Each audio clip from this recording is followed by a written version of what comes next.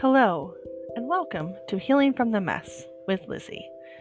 In this podcast, I will be sharing stories about my childhood, my teenage years, early adulthood, even my life now. It won't be a smooth conversation or even in chronological order, but I hope you will stick with me while I start to heal from the trauma that was caused in my life by a mother who forgot how to love me.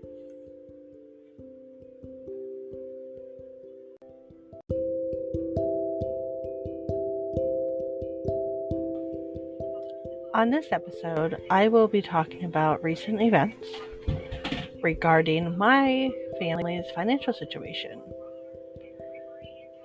So, let's talk.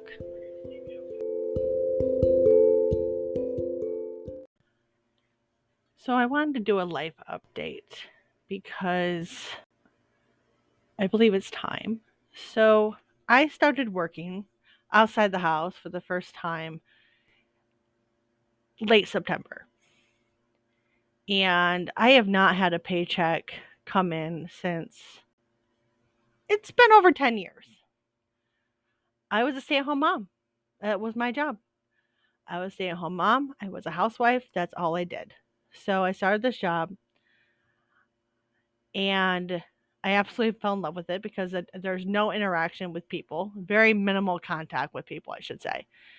Because I suffer from anxiety, like a lot of us do, and I wanted to start out doing something that had minimal interaction with people so that I could get used to working before I put myself in a position where I'm dealing with people all the time. I had been there for 3 weeks when I saw another job come in that was just like what I was doing. And it was in the same area. And I was like, well, I could do this job and I could go to that job. It wouldn't be too difficult. So I applied.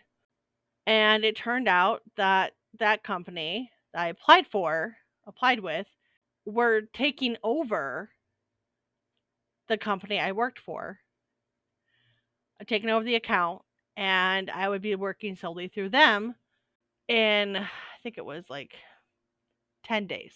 It was so stressful for me because I really enjoyed working for this other company. If I sent a text message, it was replied back to within uh 12 hours.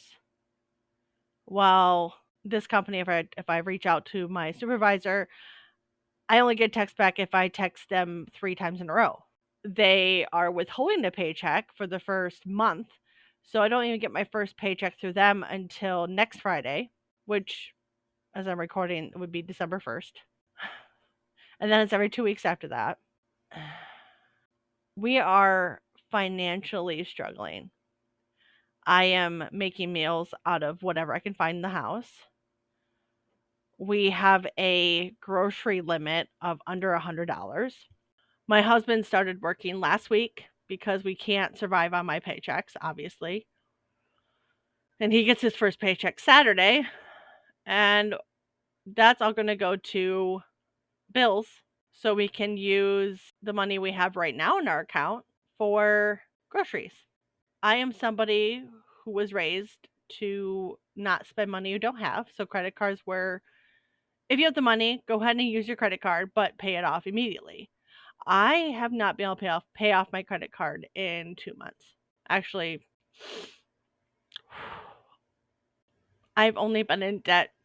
This is the second time in my life. I have been dealing with it not well, to the point where when I knew I was going to start working for this other company, I started getting fast food before work. I work 4 days a week, was 3 out of the 4 days, using my credit cards to get me food. McDonald's or Subway, those are the 2 places I would go to. I went to Taco Bell once and then I got the stomach bug, so I refused to eat there again. Until I forget that I had a stomach bug, which will probably take me a year. I'm not blaming them. It just coincided together, and that's how my brain works. Knowing I'm financially struggling, and I couldn't stop myself. I would have a conversation with myself before work, say, like, hey, we're not getting food today. We don't need to get food today. It's okay. I'm making sure my kids are fed, so I have been neglecting my own needs. And I get in the car to go to work. And as soon as I got in the car and I am headed down the road, it's okay, we're gonna eat there. We're gonna eat at this place today. And I was like, we can't. And I was like, but you need food. My brain was trying to take care of me, even though financially I couldn't take care of me. I'm taking care of my kids. I am making them brownies from scratch because they need dessert. It's a thing in our house. Like, this is just what we do. Every meal, like, we have dessert.